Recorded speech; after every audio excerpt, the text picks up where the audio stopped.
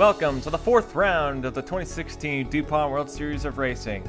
Michael Cavanero manages to score the pole here in the Pensacola Road Course and was his third pole of 4 rounds so far this season, and very impressive so far. Michael Cavanero been incredibly fast during all the qualifying sessions.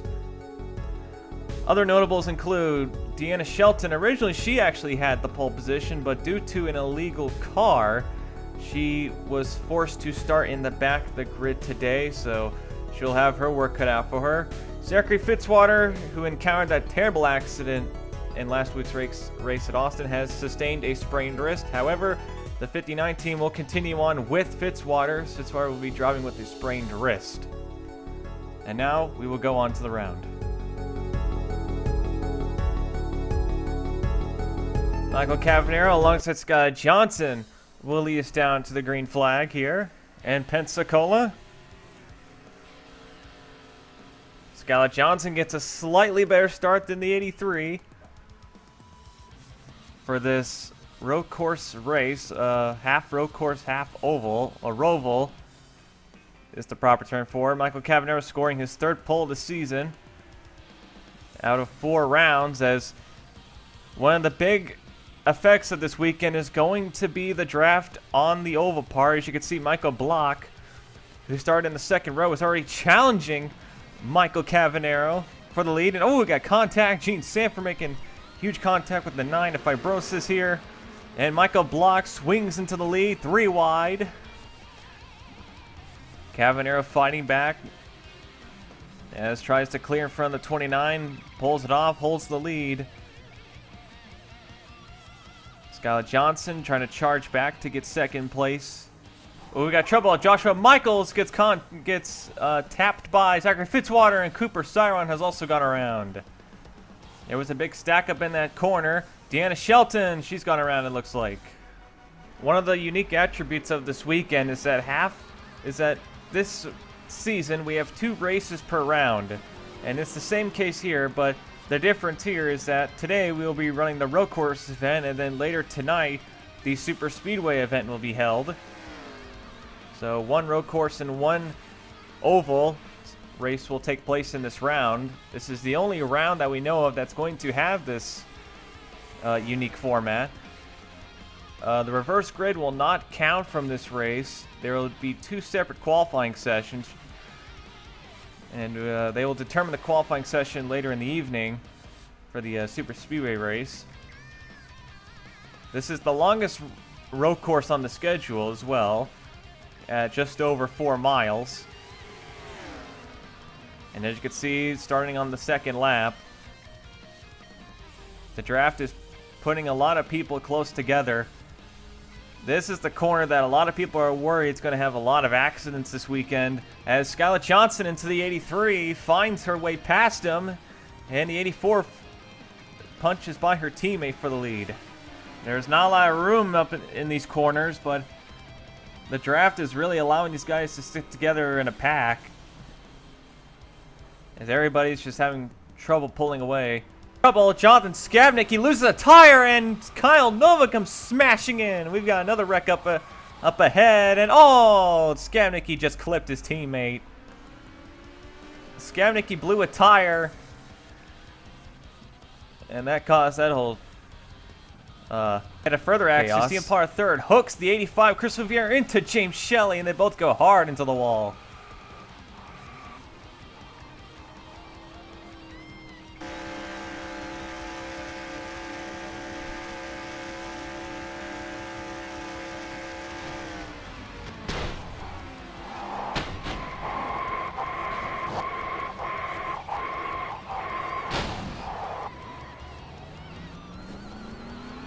Josh Travel gets into the 19 of DJ Curtis. That's his teammate, and Travel backs off. That almost could have been very bad for the 19.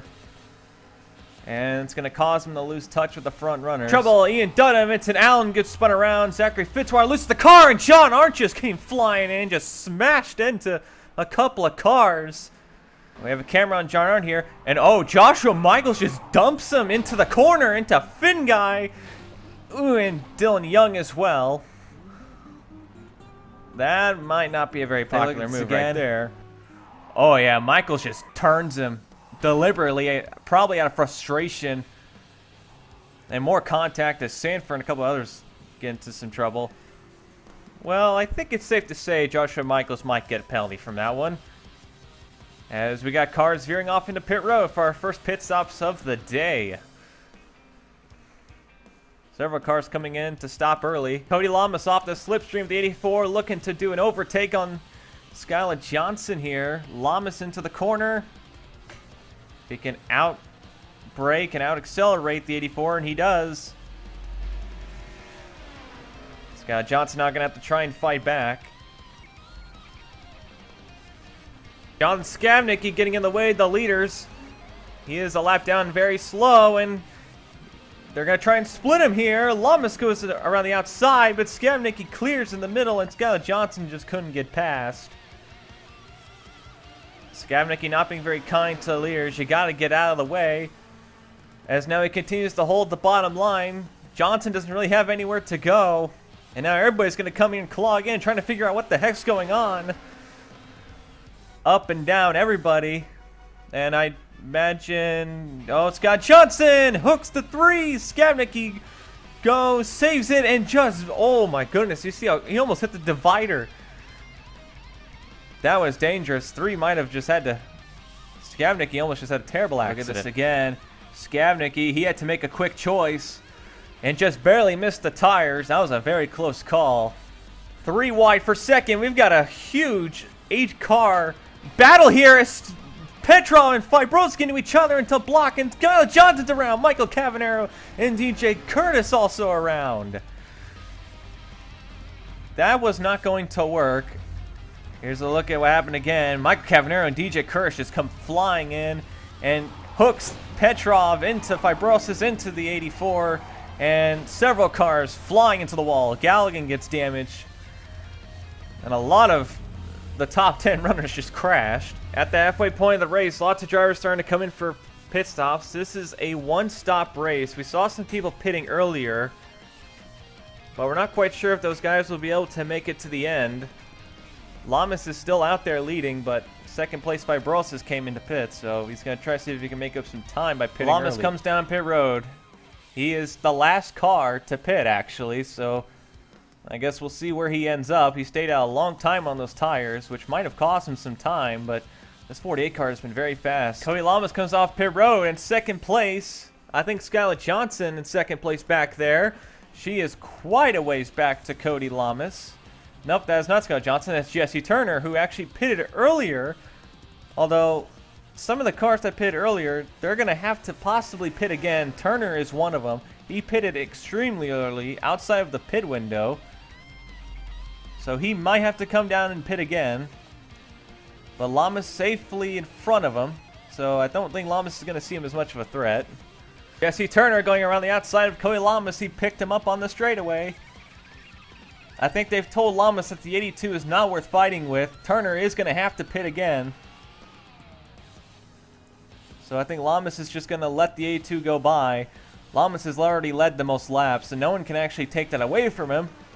We think, so Lamas has not really much reason to fight Turner as much as he is right now, as Trevor Brolsis, who is fine to go all the way, is catching these two because of it, so Lamas is kind of being counterproductive right now.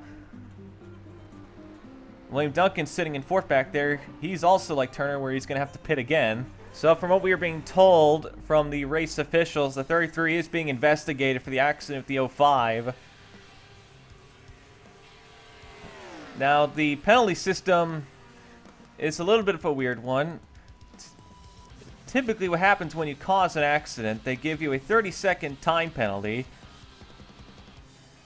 So Michaels, who currently sits in the top 15, he fought his way back after getting spun earlier. If Michaels gets that 30-second penalty, that might knock him out of the points. And it wouldn't surprise me if they also just take away the points regardless, but I guess we will see as time goes on, as the race is nearing its end. We got some fighting outside the top 10. Dutta, Finn Guy, Vincent Allen, and Jordan Smith. These four have been fighting pretty hard for the last couple of laps.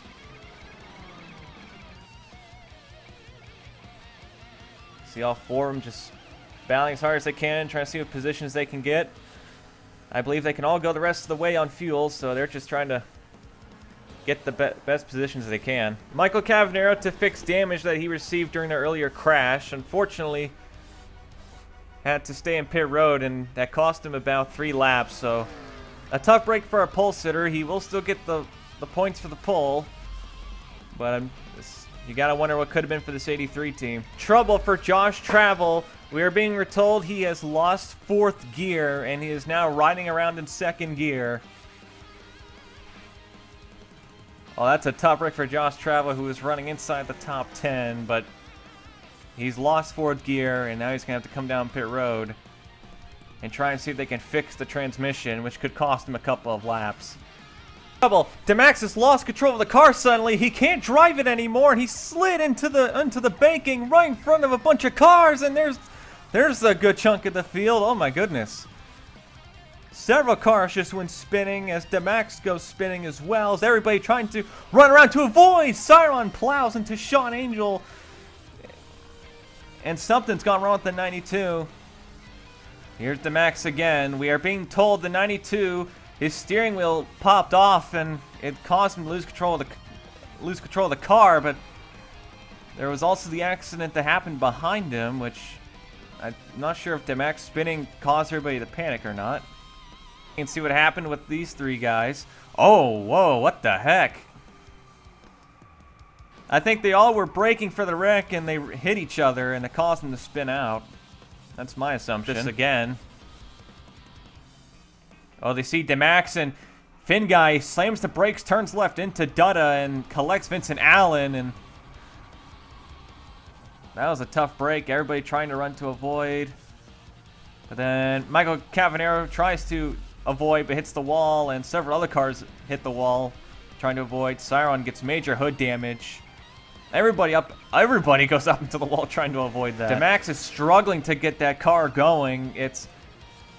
He's reporting on the radio that the steering is just not working. He can't drive the car. I'm not sure. He might as well just park it off to the side, but I think he's just trying to limp it. But right now, he could be a potential hazard. Yeah, he's getting out. He's out of the racing groove at least. Jesse Turner will bring it down pit road. He cannot make it the rest of the way on fuel, so he's going to come down and take a couple seconds of fuel along with William Duncan, I believe. As Lamas scoots away into the sunset. Cody Lamas comes out the final corner to take the white flag, as the 48 team has been untouched ever since the pit stops. Trevor Brosis the nearest in 2nd place, but about 5 seconds back. So Lamas all by himself, the Florida native, doesn't live too far away from this track actually, but I imagine this is going to be a very popular win. Lamas, yeah, you can't see Fibrosis behind Lamas anymore, but Cody Lamas just got to make it through this last lap. Cody Lamas, with nobody in sight, is going to come down to the checkered flag, and he will score his first win of the 2016 season here in the DuPont World Series of Racing. SG Motorsports finally gets their first win, and Chevy also gets their first win of the season as well.